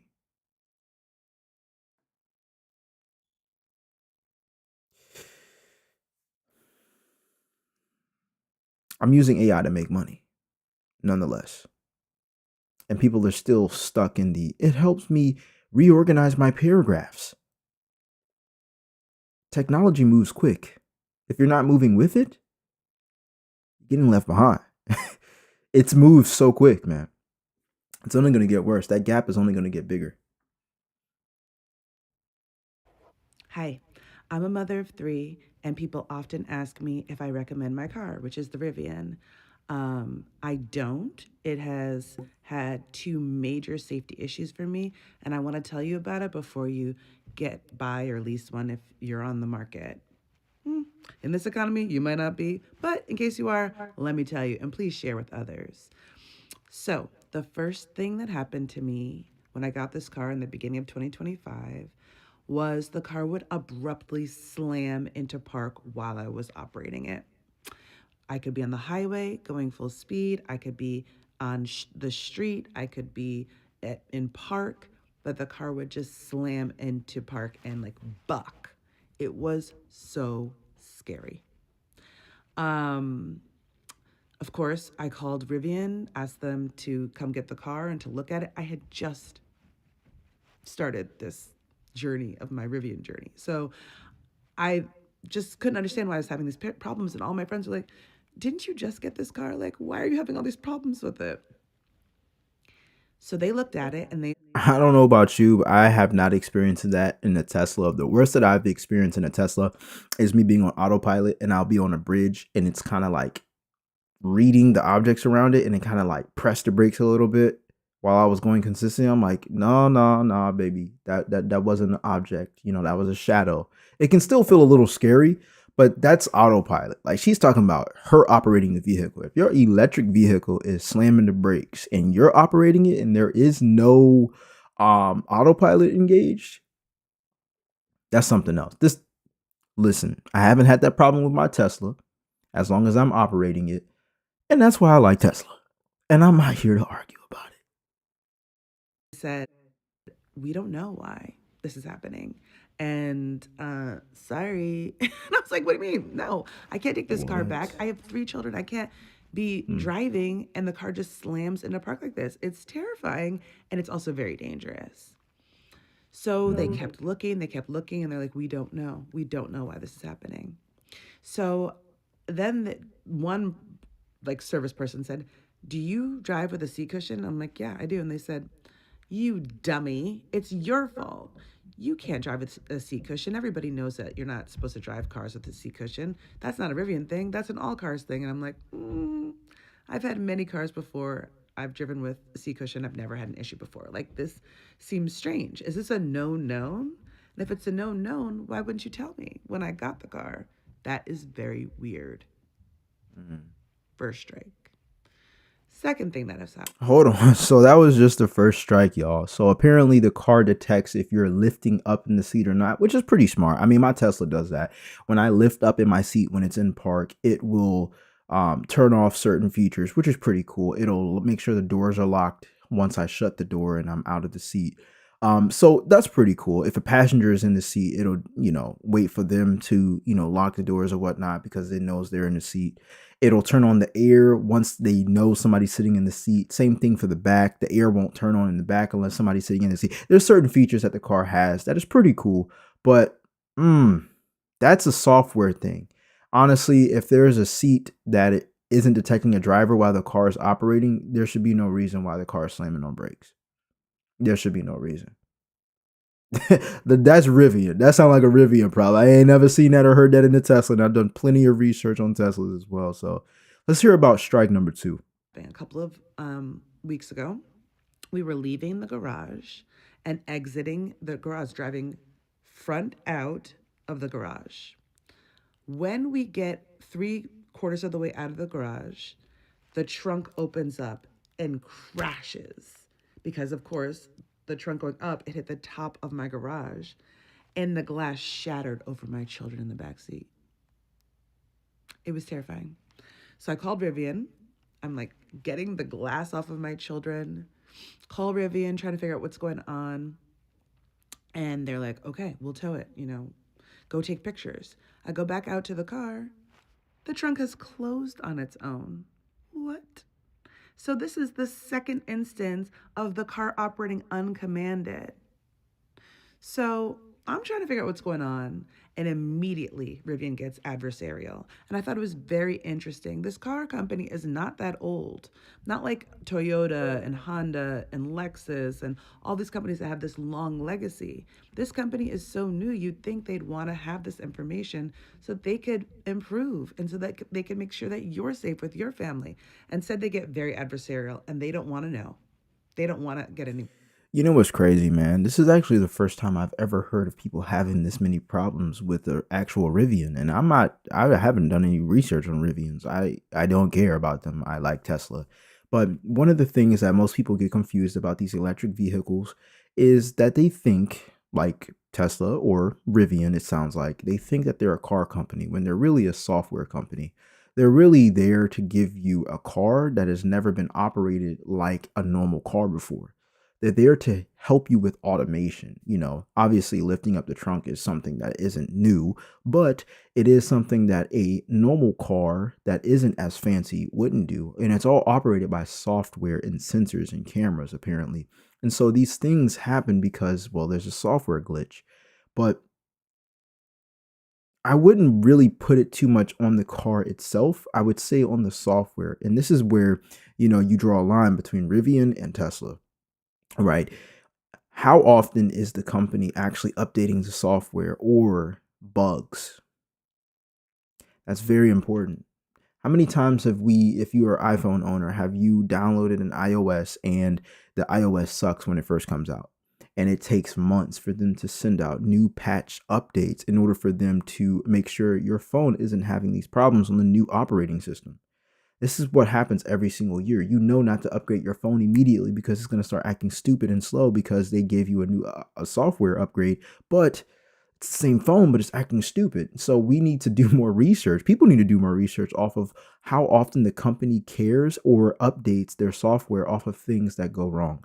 I'll tell you right now, my Tesla has gone through about 3 to 4 updates. I believe 3 updates this month alone. The month's not even over. It's December 25th. It's Christmas. Merry Christmas. I've gone through 4 updates. An update every week. Bug fixes. And I don't run into problems like hers. And I'm not saying that Tesla has never had software problems, but what I am saying is understanding how the company services their customers is very important. I did months of research. Months of research. I test drove probably 30 times in a Tesla. All the models. That might be overkill, but I wanted to make sure I was making a confident decision in switching over from an ICE vehicle into a EV. Information. They're like, come get your car. And it was the end of the day. And I was like, well, how am I supposed to get there? Hold on. And they're like, well, we're closing. We're putting your car out on the street. Why so nasty, Crazy, Vivian? man. Ooh, why are you so nasty? They're like, we're putting your car on the street. I'm like, well, hold on. Where are you going to put my key? And they're like, inside the car. My car had no back windshield because it had shattered. So they're going to put my car on the street with no back windshield. And they're like, come get it. Ooh, nasty work. So I was like, okay, odd. Then they're like, and we're not covering a rental car. Oh, okay, Vivian. Why so nasty? So I'm like, okay. Then Enterprise calls me a couple of days later, like, hey, Vivian arranged a rental for you. And I'm like, okay. They told me they weren't going to. Sure. So I go get the rental, but I do not feel comfortable because I'm like, I don't trust these people. They are nasty. They were so disrespectful to me and so rude and so like, we don't care about your family. Good luck to you. We don't care if you're safe. I mean, the way they were talking to me was so nasty. You should have heard them. So then, and it was just so unwarranted. I was like, I just kept saying, like, don't you want this information? Mind you, I had Googled it. These are known. There are whole subreddits dedicated to the garage opening and closing on its own. It's a known. Okay. So And again, here we go, running into an issue that she could have dodged if she would have done the research. Are people not doing this with vehicles? It's not even about an EV at this point. It's about a vehicle. Before I purchased my Tesla, I was doing research on the Dodge Dart, on the Toyota Camry, on the Toyota Corolla. I was doing it on the Nissan Leaf, which sucks, by the way. I was really looking to just buy that full out cash, but they suck and they only give you about 20 to 50 miles per full tank. That's an EV, by the way. I was doing research on Teslas, on the different years of Tesla. Like, it was just I was obsessed with doing research. People are not doing research and doing their own homework with these cars. Because if there's a whole Reddit thread and all these things and resources that let you know people are dealing with the same problems and they're giving their reviews, then why aren't you knowing about that before you make a financial decision and putting your kids in it, man? It sounds like to me if you would have known you would have had these problems, you wouldn't have made that decision. And nobody's perfect. But look up the known issues for those cars. What are the top issues for those cars? You know? And not some fancy YouTube video or somebody telling you negative stuff about your car. Because, again, I come from Tesla and people are going to talk negative about it all the time. Oh, the batteries and battery, $15,000 fix. Okay. And how did those people break their batteries or damage their batteries? Because I'm going to learn how to not do that.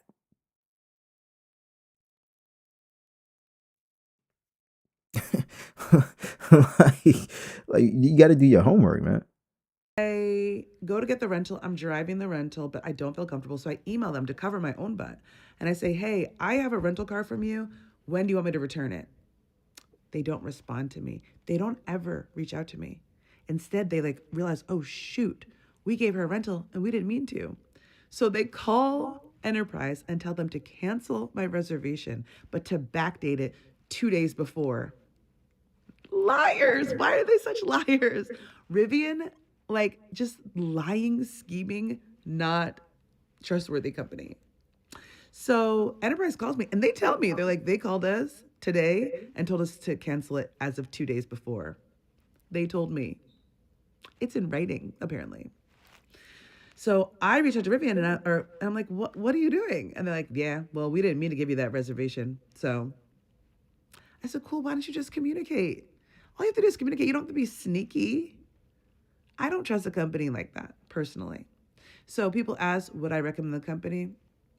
Make your own conclusion. No, I'm good. This is why we do these type of videos, so we don't have to make the same mistakes that other people have learned from.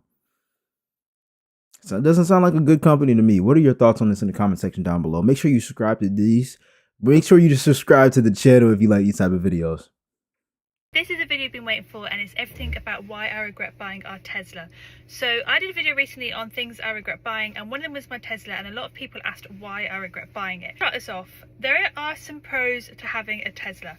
So I really do think it is a great car in terms of how it drives. It drives really nice and smooth. You want to overtake someone, you want to quickly pull out, you put your foot down and it goes. I've never felt more safer trying to overtake someone in the Tesla. When we test drove the car, I ain't gonna lie, I be going a little crazy sometimes, man. As soon as the red light turn green, I'm like, yeah, let me go ahead. You know, I just go up to the speed limit. I'm not gonna go crazy. I'm not trying to have my insurance go up, and I'm not about to incriminate myself. I just go up to the speed limit, and it takes off quicker than every ICE car.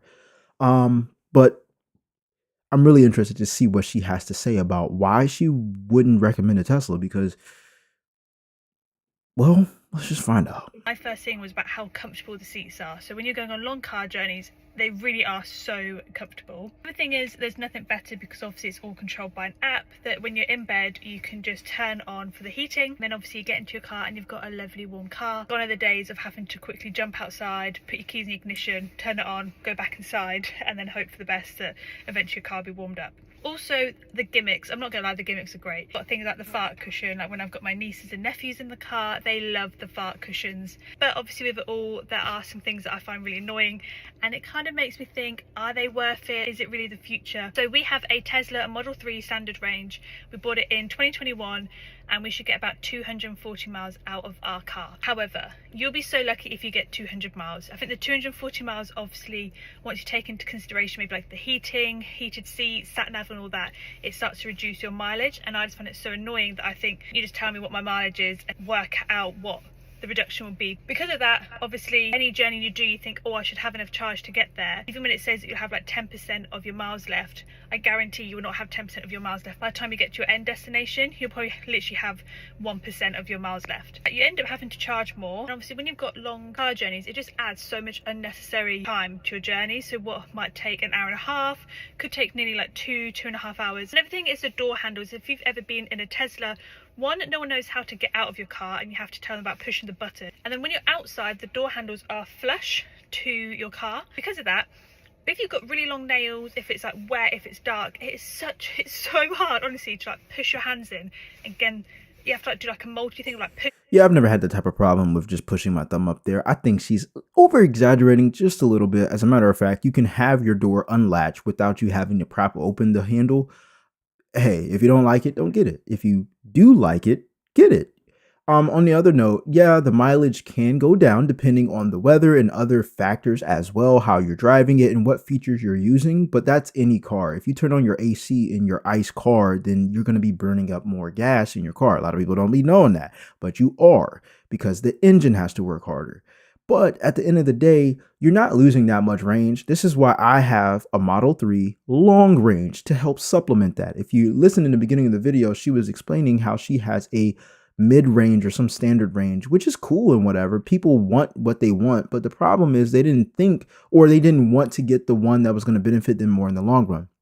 I think she said a full tank will get her around 240 miles, and she has a 2021. I have a 2018, okay? As far as today's date, it's 8 years old, and a full tank will get me about 280 miles. I get 40 more miles than her. Is it a whole bunch more? No, but it is something that I definitely can tell a difference on. The heated seats also isn't powered by the battery that takes from your mileage.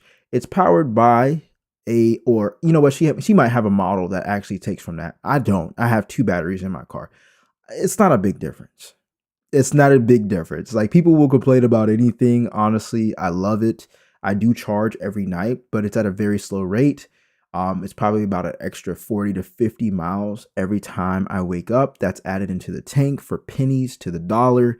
And unless I drive somewhere crazy, I'm gonna have to use a supercharger. If I drive somewhere that's a further distance away, but it only takes about 10 to 20 minutes to fill up. Again, you just have to change your lifestyle a little bit when you do have an EV. These things are minuscule. I mean, in my opinion.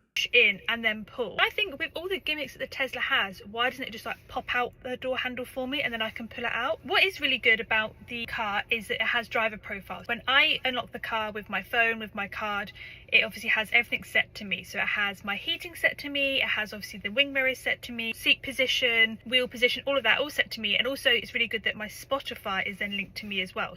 But the radio is not linked. So I have to listen to the annoying radio station that my husband listens to when I want to be listening to my radio station. If you're driving a Tesla in the UK countryside, you will know the annoyance of the beeping. Teslas are not built for UK countryside roads. There's nothing worse when you drive on a 60-mile-an-hour road. The roads are really narrow, and obviously we do drive closer to maybe the curbside, but obviously it's not a curb because it ends up to being a grass verge.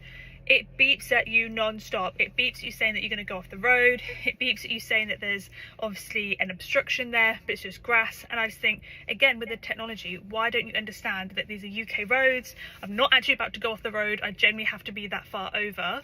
Now, that's actually pretty interesting. She is in the UK, so it may act differently because I'm in the US, but that is a safety feature she is explaining. When you are over the line or about to hit something, it does something. I think it's called some type of collision warning thing, and it lets you know, hey, like, you're about to really mess up right now, and it tells you get back in line. So that's what you do. But on the other hand, when she's talking about, again, the door handles coming out or just even having the car have a driver profile, these are things that people love to be picky over. You can open the door from the remote app, okay? And for as far as the driver profile, what she means is when you have your phone and you are logged into your own Tesla, you can go ahead and use somebody else's Tesla, log in, and it'll adjust the seats, the mirror, and everything just as if it's your car. So you don't have to adjust any of that. It remembers it, but you can't listen to your own music because it's somebody else's car. But you can also have your iPhone or your phone be the aux for the car. You don't have to be signed into the Spotify app. Like, it's somebody else's car at the end of the day. How often are you driving somebody else's car and complaining about like yeah, sure, it's her husband, but yo, like, you can play the music from your phone and it'll output on the Tesla. It's just called Bluetooth connection. Like, people be complaining about the smallest little things because it's going to bring so much negativity towards Teslas, and I don't think it's a bad issue at all.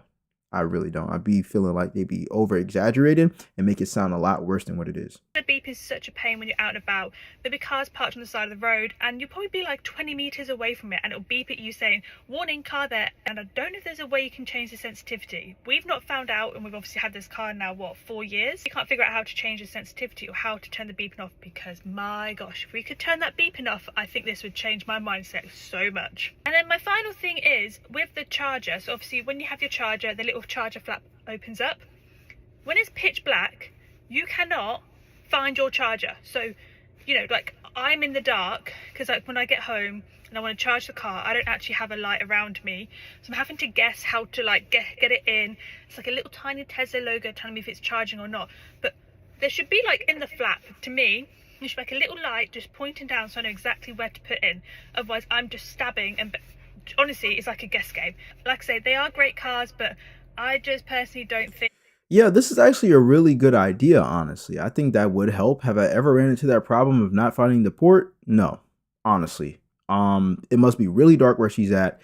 And is it worth not getting a Tesla because of that reason? I don't think so, because most people don't run into that issue and just get a light. Like at the end of the day, I have this little shortcut on my Apple Watch that turns into a flashlight by hitting the action button. Like, do you know how easy it is to light up something? And again, I'm coming from a very biased side, but I really don't care because I believe having an honest opinion from someone who actually has an experience with the car is more valuable than just reading something on the internet and people talking shit about it. So, she's giving her opinion, but I also know where she's coming from. But I've never ran into that problem where it's so dark. Like, bro, the moon shines a light. Like, the moon shines a light, bro. I'm going to be able to see. It's not that dark up close. Like, the camera looks a lot darker. But if she's complaining about it, hey, that's her life. That's her world. Maybe it's darker over there in the UK. I have no idea. I'm just here to tell you I've never ran into those problems, and I've had the car for almost 3 months now. Anyways, we're going to get into the next video, but your boy got to use the restroom, man. I've been drinking all this water, being healthy. All right, so I'll be right back, and we're going to go ahead and continue the show with people regretting EVs.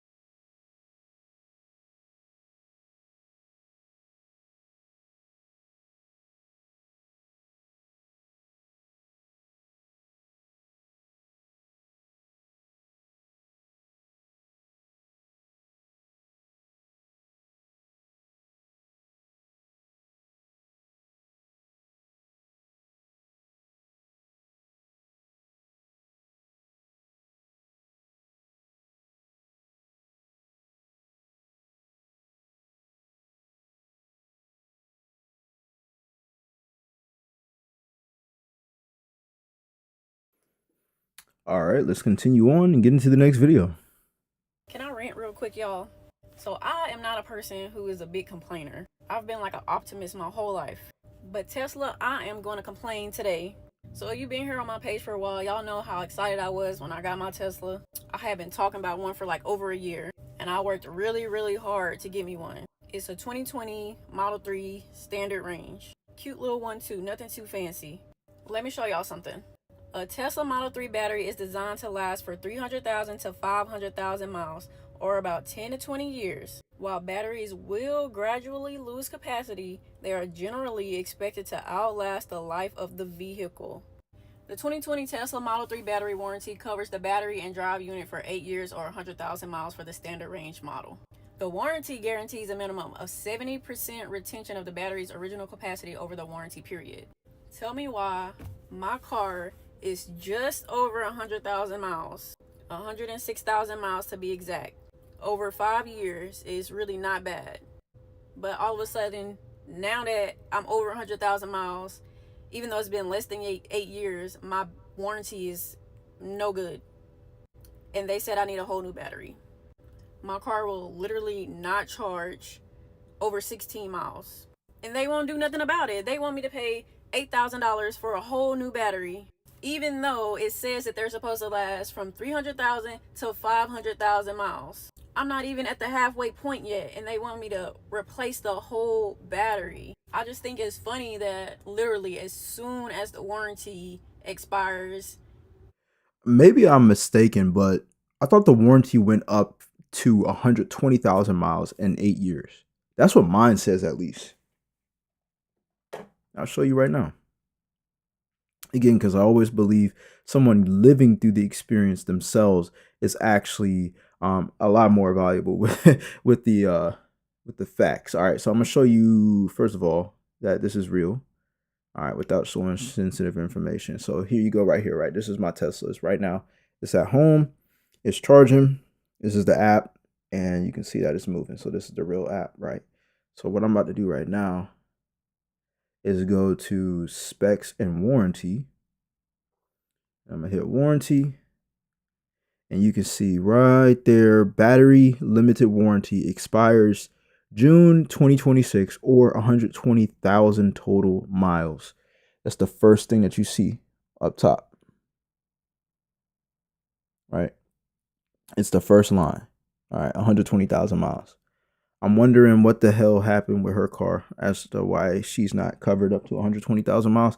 Not to justify like why the battery is going bad, like it shouldn't, but sometimes you always have a bad batch. But we gonna I hope she gets that situation handled. That my battery just stops working. There's no underlying cause. I wasn't in a wreck. I didn't do anything wrong. It just stopped working. Like, that's highway robbery. Like, that's insane to me. And they are like not willing to work with me at all. They're just like, oh well, our bad. Like, you're lost. You know what I'm saying? Like, they just don't give a fuck. So like, I'm really, really frustrated. Like, super frustrated. Up until then, my car has been great. Like, I charge it at home. I have a home charger. Literally cost me maybe $4 a month on my electricity bill to charge my car. That's what I be saying. Like the other lady talking about, it costs $10 a day. She's talking about another charger that most people don't even know about because there's 3 levels of charging. You got level 1, 2, and 3. She's on level 2, which costs a little bit more because it charges a little bit faster, but it's still cheaper than getting gas.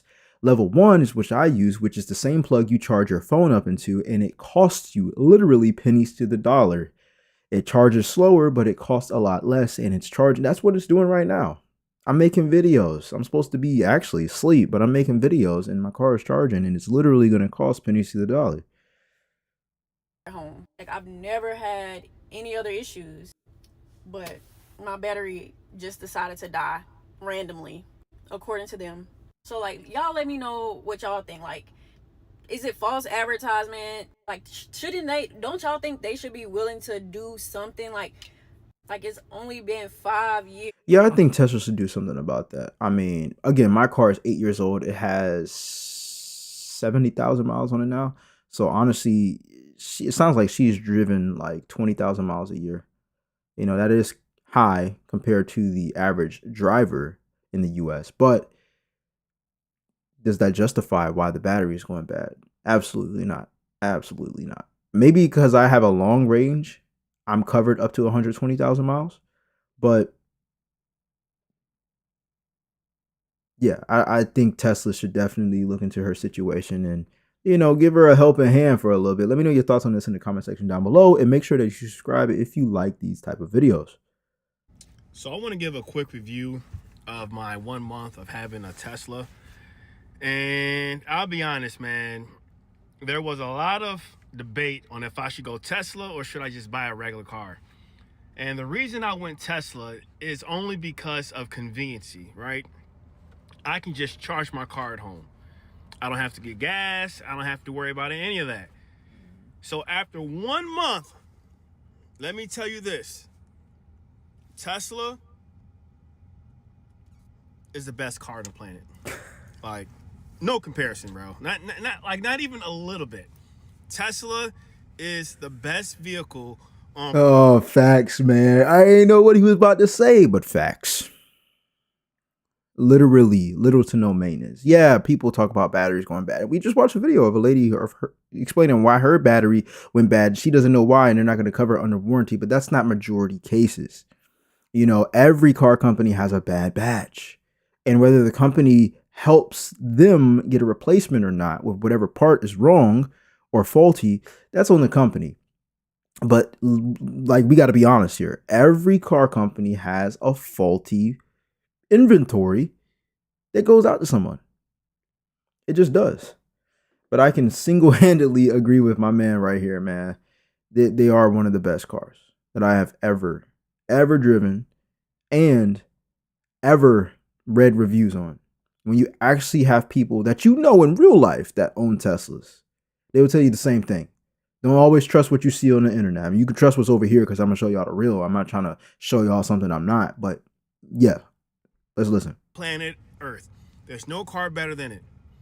And I don't even know how to explain as far as like owning a Tesla. It's almost like you're connected with your car. Yeah. Like there's like a weird connection you have with.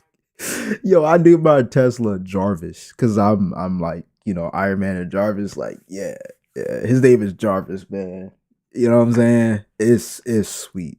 It's so many things you can do with this car that you're not able to do with the ice car. There you go, Jarvis, right there. There you go. My phone is my key. I get to preheat in like 5 minutes and go from 36 degrees to like 77 degrees. It's nice and warm. I get to make sure that my security is straight. If anybody steps near my car, it's automatically recording them. I get to make sure that I can honk my horn. I can turn on my heated seats. I can open the charge port. I can open the trunk. I can open the front. I can open my front door. I can have it move forward. I can have it move backwards. I can have it go on autopilot. Whew, there's so many things with this car, man. It's gonna tell me which, like, it's gonna act like a compass on the app to tell me where it's at. You know what I'm saying? Like, it's so many things with this car. I get a lot of free charging. I don't be charging for gas. Sometimes I do Uber and I be getting a lot of free miles. So the cost does not come out of what I make for Uber or Lyft. There's so many things you can do with this car, man. There's so many things you can do with this car. And the infrastructure on charging is awesome. I be seeing a lot of people with other EVs, Chevy EVs, Ford EVs struggle to charge their cars on public networks. And I don't have to deal with none of that because Tesla got it handled. They tell us where the chargers are at. They tell us where your destination is at and what mileage you're going to be on. They tell us if other people are in the stalls. They tell us how long we need to charge to finish our trip. There's so many things you can learn about the car, but I'm not gonna talk no more about it. Your vehicle. And I've never felt that before with any other car that I have owned up until this point. Tesla is the best car on the planet. Like look at the seats, man. Look at the roof. Everything is just nice. I wanted the white seat so I bad, look forward to driving. But I'm grateful. I actually look forward to driving because I know when I get inside my car, I'm going to feel comfortable. I feel safe. I feel like I'm in luxury. Like, look at the lights, like everything about this car. There's no car on the planet. Yeah, he got the newer model one with the lights inside. I got a 2018, but I recently put a yoke inside of my Tesla, an aftermarket yoke. For those who don't know what a yoke is, it's basically a steering wheel, but it looks like a game controller almost. Seeing if I got a picture of it. I don't know if I got a picture of it or not. But it looks like this.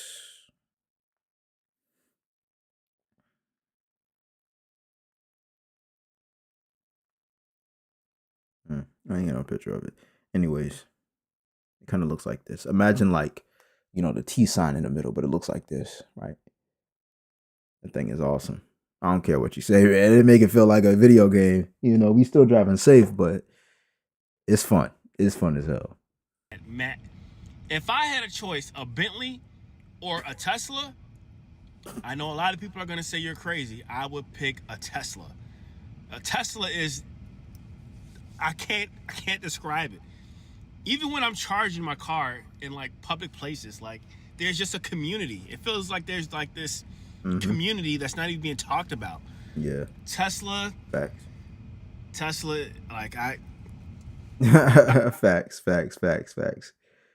Spoiler, it was the worst drive of my life. So yesterday I took on a long 550-mile road trip from Barrie, Ontario, Canada to Long Island, New York. And for some reason, I thought it was a good idea to drive my electric Hyundai Ioniq 5.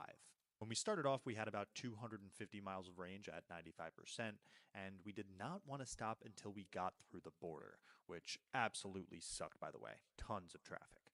We made it to the first station, which was in Electrify America at 30%, driving about 100. So again, I just want to say this about these third-party charging stations. Tesla does not have to deal with these type of problems. I have driven a Kia. I think it's called Myro, and it's an EV, and you got to go to these third-party stations. You got to use your phone to navigate where the nearest stations are at. Hopefully they're not out of service, and you get a handful per location. You're not even guaranteed a spot. You will have to wait probably over an hour if somebody is in that spot because they're very trifling. But Tesla, even though someone can stall that spot, it is very, very much unlikely for you to have to be doing that because there's so many stations usually at a Tesla charger. Mind you, the car will tell you where the nearest superchargers are at or Tesla chargers are at, and they'll make sure you make it on your trip so you know what time you're going to be there. These other EVs, they don't navigate when you're going to be there and include the charging time within your trip. So I already knew his trip was going to suck, and that's probably what he's going to explain, is because they're missing the infrastructure. And this is why I love Tesla, not just because they make awesome cars and the best cars in the world, but because their infrastructure is built for you to just naturally say from point A to point B. And then if it's too long for the car to not be confident that it's going to make the trip, it'll tell you how long you need to charge there and help you finish the trip. You don't have to use your phone for any of that. The car has its own system built in. And these other third-party company cars, they're not necessarily always going to be able to use Tesla chargers. So you don't have to battle between chargers and fight over them like these other third-party car chargers are doing at these Electrify America or whatever the heck it's called. Like, I've charged at them all. But that's one thing I've never had to deal with a Tesla, and I've owned it for 3 months. And when I had another EV that was a Kia, I was driving it, I was renting it for about 2 or maybe 3 weeks, and I was going through hell. Never had this type of experience that I just explained with the Tesla. 130 miles. We had about 100 miles left in the tank. Everyone ended up grabbing food, so we charged to 95% again and had about 250 miles of range. Notice a trend every time I stop, it's at an Electrify America, mostly because I have free charging with my lease, and they also seem to be the most reliable chargers. We're back on the road after Oh man, he lost me on that one, bro. A lease. People be getting finessed on car leases, man. You don't get to own the car. You're giving away money. People are always talking about, well, yeah, you get the services for free and oil changes and stuff. But bro, you're always going to be making a payment. You're never going to pay that thing off. Why do people be getting leases, man? It's a scam, bro. 30 minutes, and the next charger was around 180 miles away. We arrived to another Electrify America station, plugged in, and the speed ramped up pretty quickly. We charged again to 95% because the next charger was 200 miles away, and we did not want to cut it close. So that added on another 30 minutes to the journey. So besides, see what I mean? They don't have the infrastructure. 200 miles to get to the next charger is wild work. You're not going to deal with that with a Tesla. You're just not. Because their infrastructure is built across the United States. And you got to look at the map. It's like a whole bunch of red dots where it tells you where all the chargers are at and stuff. But nah, bro. 200 miles is almost a full tank that you had when you first started off, bro. Like, that's crazy. And to just sit there for 30 minutes, I don't know how much charge he got. But again, this is why I love Teslas. I'm not going to no other EV. And this is why EV gets a very bad name, because of the charging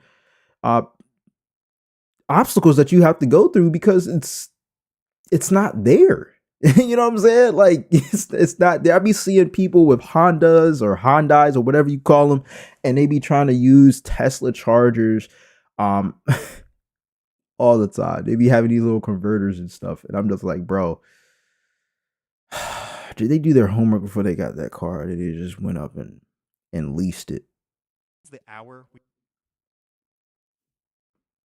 Spoiler, it. Oh, so he ended the video right there. Bro, nah, bro. If you looking at an EV, man, go Tesla. That's all I got to say about it. You know what I will never buy again?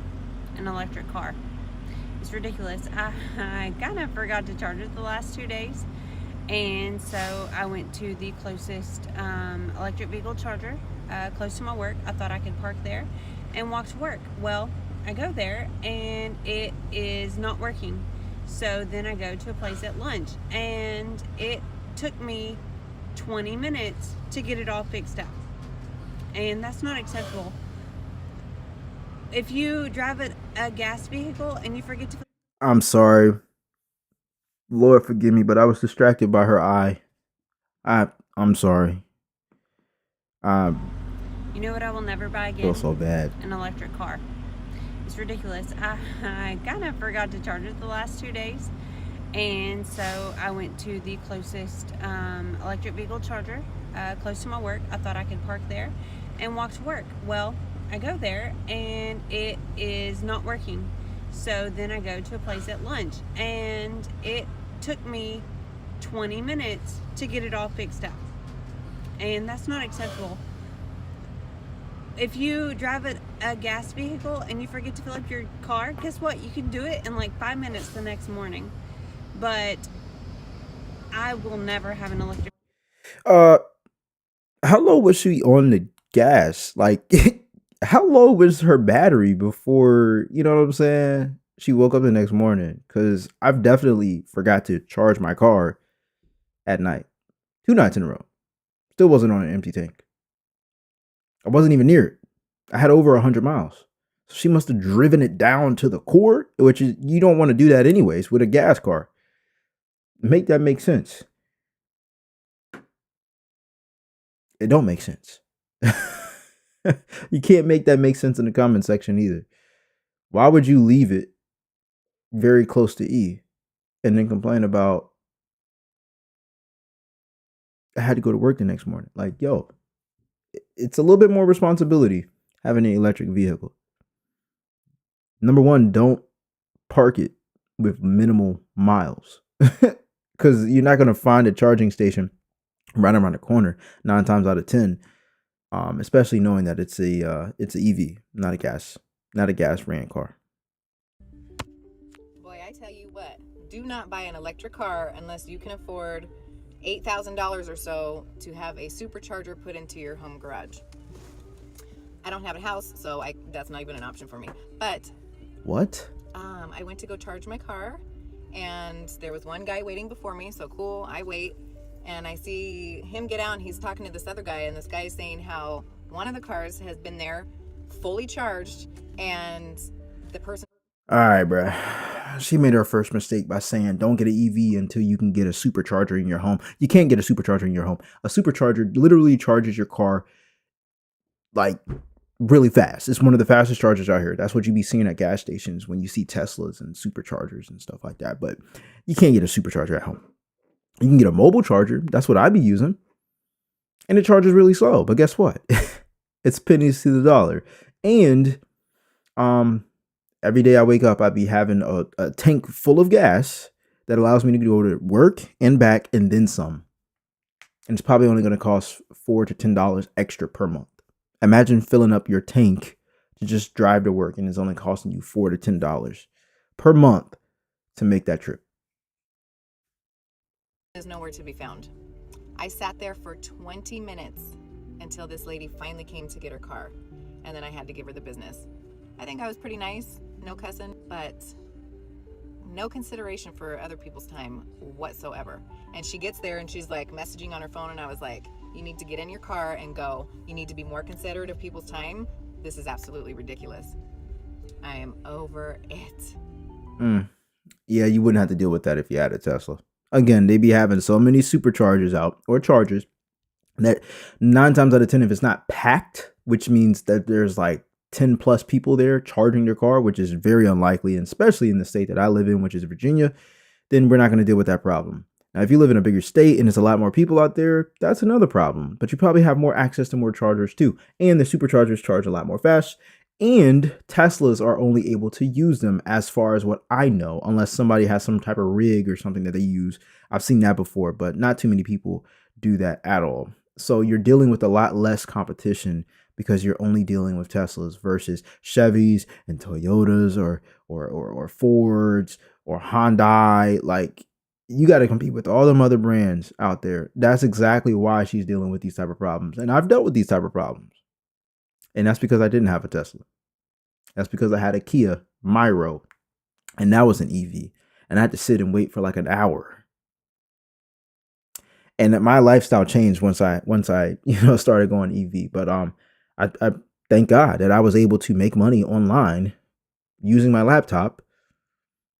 Your lifestyle changes, but I don't advocate anybody getting an EV if you're not tech savvy and if you aren't getting a Tesla. That's just my honest opinion. I wouldn't tell anybody something I wouldn't do myself. And that's because I've driven those type of cars. I've had my fair share with them. I'm good. I'm good. All right, y'all. If you like these type of videos, make sure you subscribe and let me know your thoughts on this in the comment section down below.